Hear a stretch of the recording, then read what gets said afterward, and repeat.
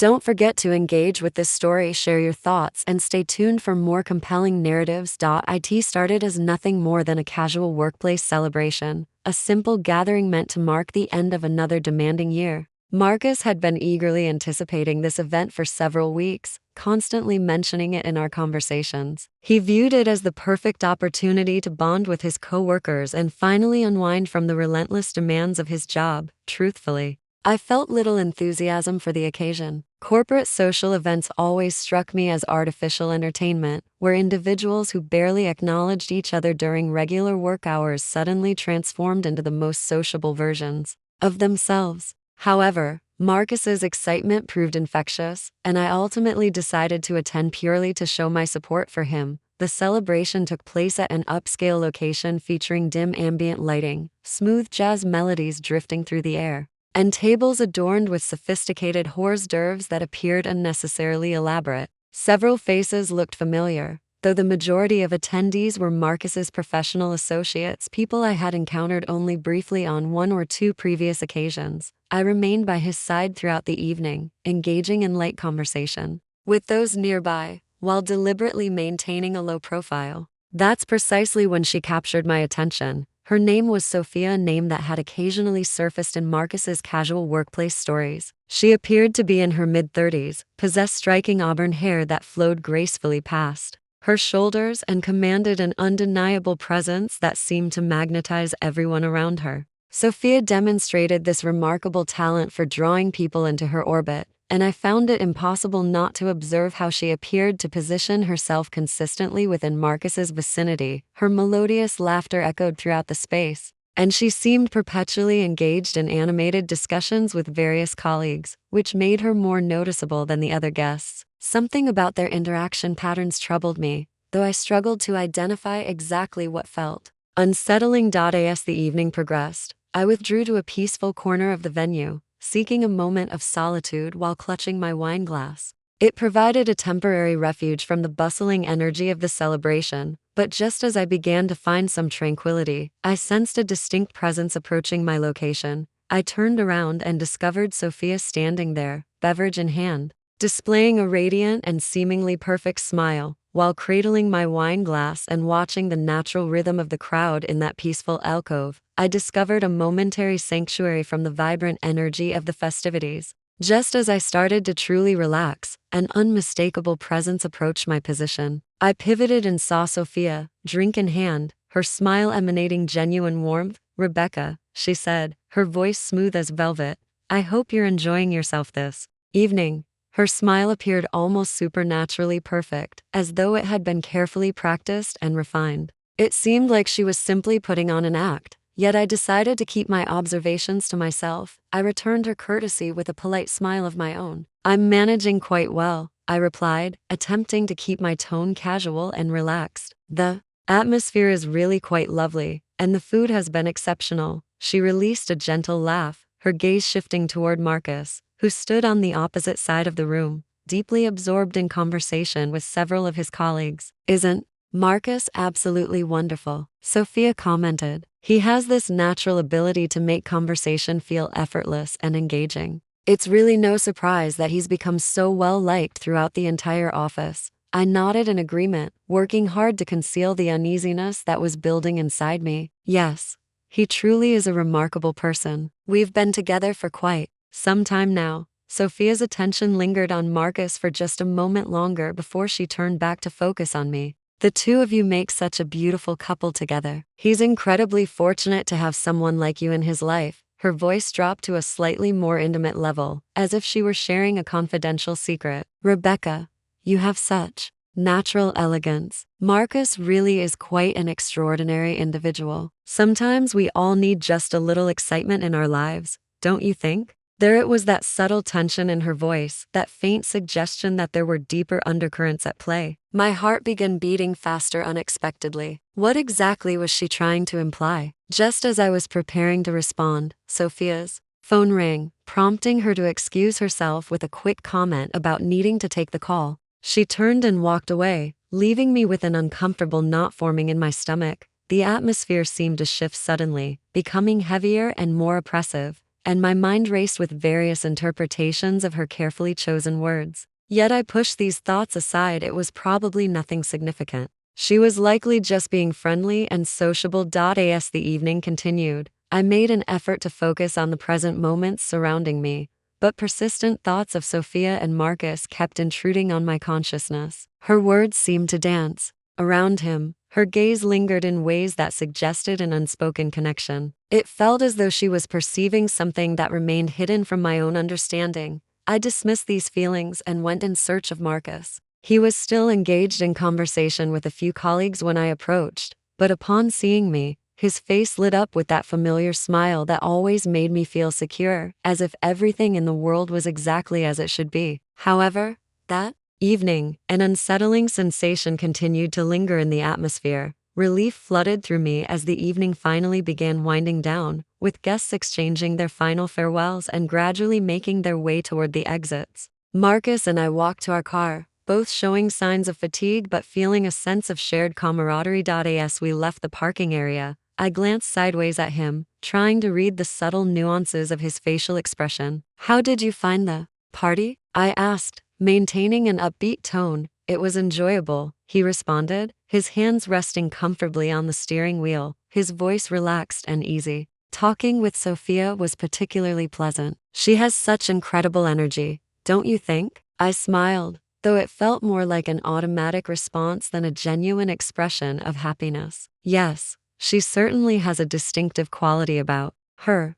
Marcus laughed, completely oblivious to the subtle strain woven throughout my words. "I think she really likes you, Rebecca," he remarked. "She spoke about your sense of style in very complimentary terms." A knot formed in my stomach. "Did she really?" I asked, working hard to maintain a completely neutral tone. "Absolutely. She has such a kind nature," Marcus continued. "It's quite rare to find someone so approachable in the office environment. She has this natural gift for making others feel comfortable and welcome." His words hung in the air, and it occurred to me that perhaps I wasn't the only one who had noticed Sophia's particular way of looking at things. The night had left me with a sense of unease, as if I were standing on the edge of some unknown precipice, struggling with an understanding that remained just out of reach. What had actually transpired between Sophia and Marcus? Was there something more complex happening beneath the surface than what was immediately apparent? The days following the office celebration passed in a blur as Marcus and I returned to our comfortable routine. He would leave for work each morning, while I managed everything at home. Yet something fundamental had changed within me. Sophia occupied my thoughts constantly. Whenever I saw Marcus laughing or engaged in conversation with someone, part of me couldn't help but wonder whether she was somehow connected to those moments. I tried to dismiss these swirling thoughts, telling myself that I was simply giving into unfounded paranoia, but the uncertainty persisted. A week later, the situation reached a critical point. I found myself talking on the phone with my sister, engaging in our usual ritual of catching up on each other's lives. As I walked through the kitchen, I noticed Marcus's phone vibrating on the counter, its bright screen displaying a message preview from an unknown contact. Strong curiosity guided me down this intriguing path. I approached and looked at the screen. A message had arrived from Sophia. "Hello, Marcus. I hope this isn't too forward of me, but I really enjoyed our conversation the other evening. Would you like to meet up again soon? Just the two of us." I stood frozen, caught in a moment of complete disbelief, my breath catching in my throat. The message appeared polite on the surface, but something about its tone felt distinctly unusual. What was happening here? What could have prompted her to reach out to Marcus in such a direct manner? Why wasn't this approached as a group activity or communicated in a more casual way? My thoughts began spinning wildly. The possibility lingered in my mind that she was trying to establish a closer connection with him. What about her behavior at the party? Had I simply been lost in my own imagination? Or had there been subtle interactions that felt charged between them all along? I remained there for a brief moment, trying to calm the chaos within my mind. I knew that it was time to confront Marcus, yet I found myself uncertain about how to approach this matter without suggesting that he was guilty of something he hadn't actually done. I had no desire to start an argument, but the unsettling feeling in my gut was impossible to ignore. Taking a steadying breath, I picked up his phone and examined the message once more. With a quick motion, I composed a brief response to Sophia using his phone, hoping to buy myself some time to think. Hello, Sophia. Thank you for your message. Marcus is quite busy with work at the moment, but I'll make sure to let him know that you reached out. I hope you're doing well. I pressed send and set the phone down just as Marcus entered the kitchen. He glanced briefly in my direction, his demeanor gentle and unguarded. Hello there. Is everything all right? He asked, his tone soft and filled with curiosity. I forced a smile, trying to maintain an appearance of normalcy. Yes.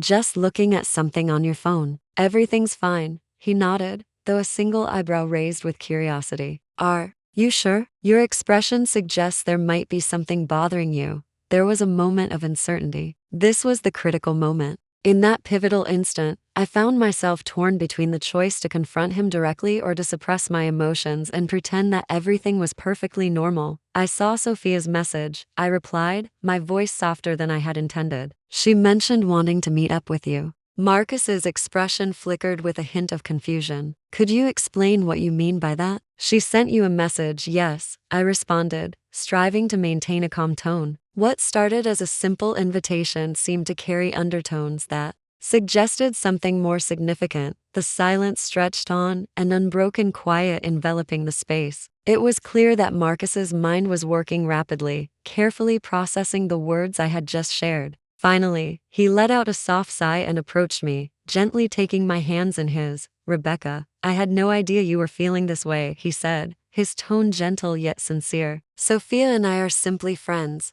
I promise you. She can be somewhat forward at times, but there's absolutely nothing happening between us. I wasn't aware that this was causing you any distress. I looked at him for a moment, trying to read the nuances of his expression. Was he being completely honest with me? Or could this simply be a carefully crafted excuse? So why wasn't the message shared with me? I asked, making an effort to keep my tone neutral, though I stumbled slightly in my delivery. I didn't think it was particularly significant, Marcus admitted. She has always been more outgoing than most of her colleagues in the office. I certainly didn't want you to think that I was hiding anything from you. However, seeing your reaction has made me realize that I should have been more open about it. My heart wanted to believe his words, I truly did, yet a part of me remained unsettled, as if some intangible discord continued to linger in the air. I simply can't stand the thought of feeling distant or disconnected, I admitted, allowing a hint of vulnerability to color my words. It feels like she's trying to become closer to you, Marcus. I'm uncertain about what her true intentions might be. Marcus squeezed my hand gently, his gaze steady and unwavering as it met mine. Rebecca,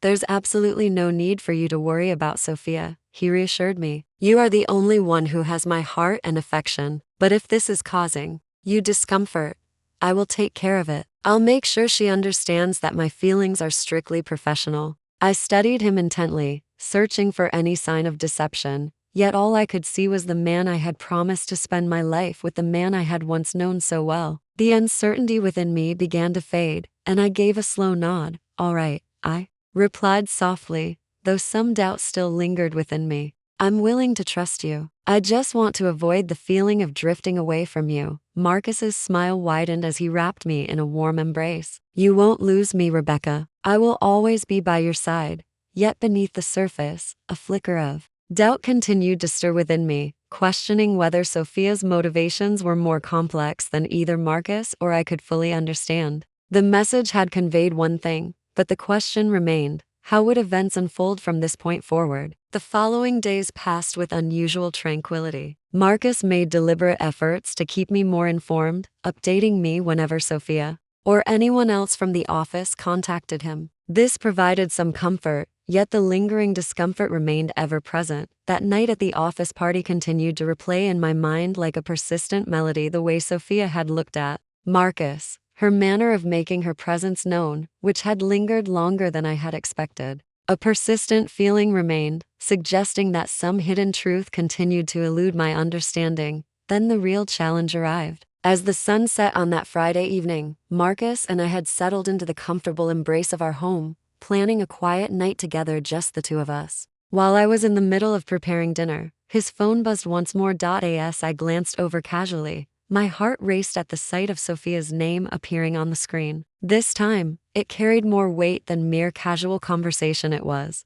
A photograph. Marcus had carelessly left his phone on the counter, and my powerful curiosity began to stir within me. I approached and picked it up, unable to shake the persistent feeling of doubt. The image showed Sophia in a charming cafe setting, her smile broad and radiating carefree joy. But it wasn't the photo itself that caught my attention, it was the message that accompanied it that was particularly striking. Just enjoyed a wonderful cup of coffee, and it reminded me of that memorable night at the party. I would love the chance to recreate that experience, perhaps in a more peaceful setting, without all the crowds. A chill ran through my entire being. My first instinct was to let the phone slip from my hands, but I found myself unable to do so. The essence of that message, the subtle implication woven within it, sent waves of unease through my stomach. I couldn't shake the feeling that something was distinctly wrong. She was preparing to make her move. I took a deep breath and set the phone down just before Marcus entered the room. Approaching him felt like solving a puzzle I couldn't quite figure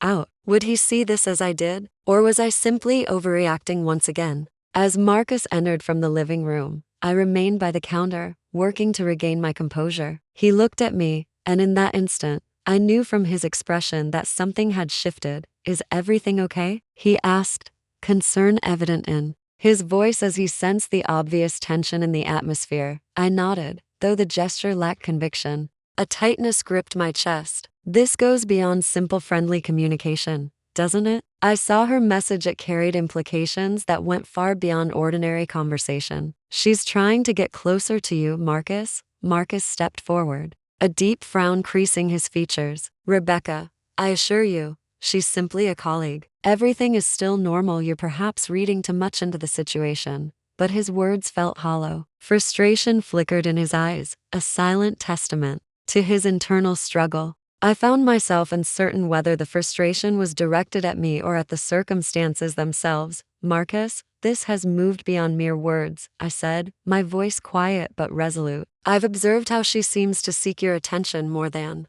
others, in ways that feel like she's crossing boundaries. I can see it clearly now. She's pushing limits, and I find it increasingly difficult to ignore it any longer. He remained silent for an extended moment, the stillness in the room becoming overwhelming. At last, Marcus exhaled deeply, his hand moving to rub his forehead. I admit that I haven't been completely transparent with you, he confessed. I dismissed it because she's always had a tendency to be somewhat bold. But I now understand how much this is bothering you, and it's crucial that I address it. I promise you that I will speak with her directly. It's essential to make clear that this behavior is inappropriate. Part of me wanted to believe his words, yet there was another aspect of my being, one that had witnessed Sophia's subtle advances firsthand, that remained uncertain. I simply need your complete honesty, Marcus, I stated, feeling the weight of my own emotions bearing down on me. I refuse to be made a fool of. I'm being honest with you, Rebecca, he said, his voice now filled with a gentler tone. The anger had faded, but the uncertainty remained firm and persistent. I don't want to lose you over this, Marcus said, his voice steady yet determined. I will have a conversation with Sophia to ensure she understands her boundaries. You are the only one who has my love and devotion. I searched his eyes, looking for some glimmer of reassurance, sincerity, perhaps even a hint of truth. In that brief moment, I found it. I could see the man I had married, the man who had promised me his unwavering loyalty. Yet despite that realization, a part of my mind continued to harbor doubt.